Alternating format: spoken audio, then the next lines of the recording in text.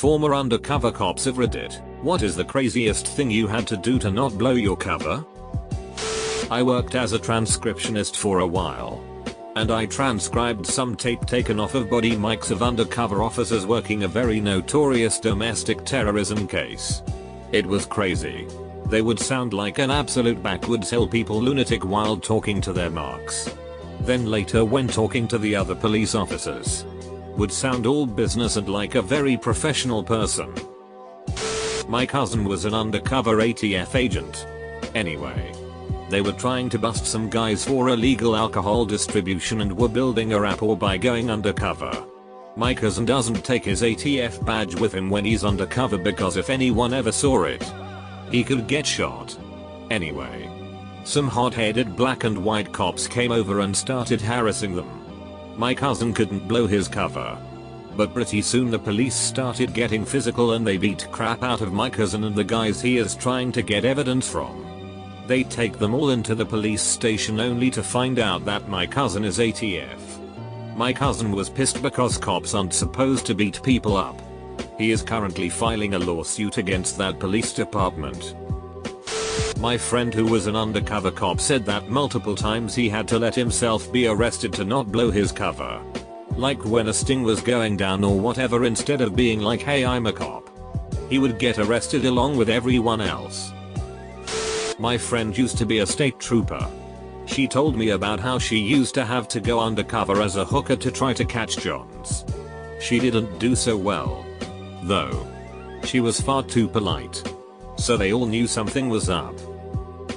As a former correctional officer, we had a situation where a major police department planted a cop in the prison to get information on a guy they believed was orchestrating hits from inside the prison. The warden knew and I knew, by accident, but not a single other CO knew. Nor did any of the staff, including medical. And that's the way they wanted it. He went through receiving. He was categorized and placed. It was wild. He was there for a week. Got the info they needed and got him out. It didn't become public knowledge that he was undercover until after I had left, and it was a long while after as they were making a case. That was a surreal moment. My father worked for NSYS.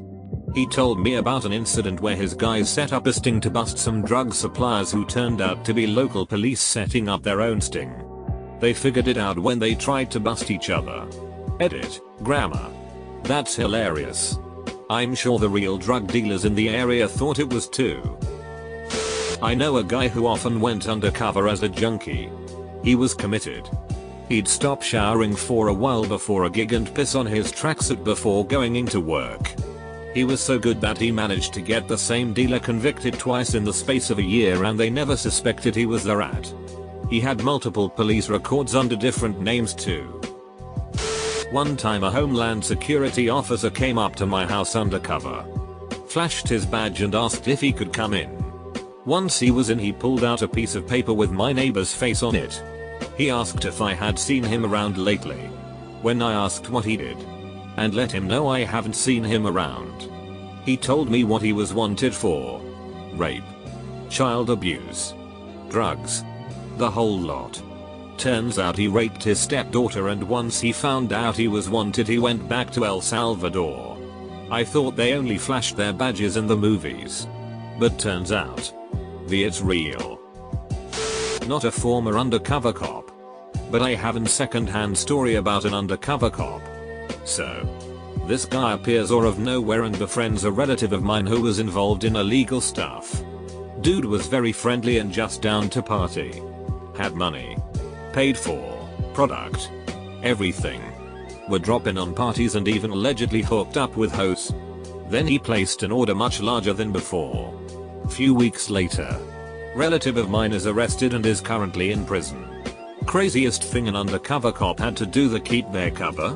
Buy drugs and narcotics. Not a cop but a guy my mom dated for a long time was. Older guy. In his 70s now. He was fresh out of the academy and at the Asbury Park riots. Sad scary it. And then was an undercover narcotics cop for 14 years during the 70s and 80s with the NJSB. He was Puerto Rican. And spoke Spanish. Was an ex-Marine. and became a state trooper.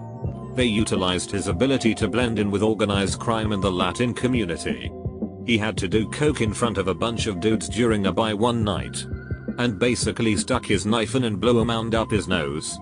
Then he started having a minor paranoia panic attack that they were going to find out he was a cop. Thanks to the gram of blow he just took to the dome, he was breathing heavy and went out for air. His heart was pounding out of his chest. Panicking over how to get out of it, one of the gangsters came outside to talk to him. He's ready to run or fight. Guy goes, man, I've never seen someone snort that much at once, man. You okay? He sighs a huge sigh of relief. And was like, yeah, I never did that much. I'm having trouble breathing, haha. The guy was really nice. Brings him a drink and they smoked a cig.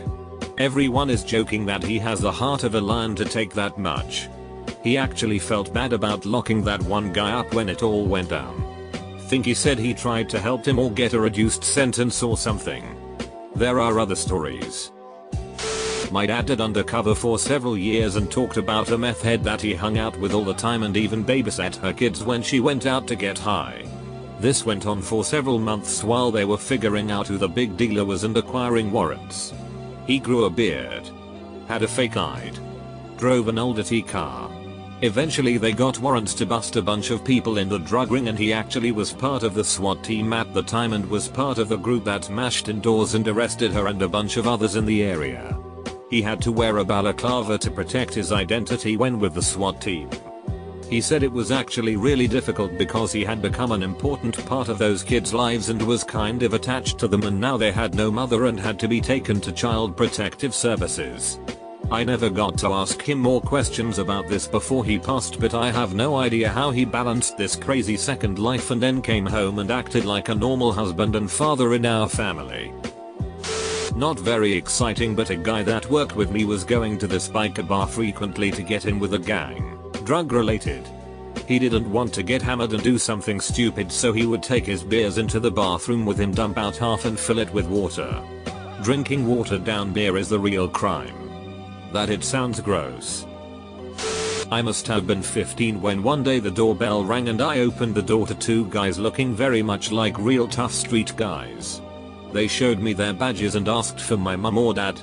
Turned out that they wanted to stake out a public playground behind our garden that was used by some drug dealers for their mules. People drinking large amounts of water and puking up little packages with some substance in it. There was a multi-story bank near the playground, but the bank didn't want anything to do with it. So they asked my parents whether they could set up a surveillance team on our terrace for a couple of days. My parents allowed it. And my mum prepared food for the guys all week long.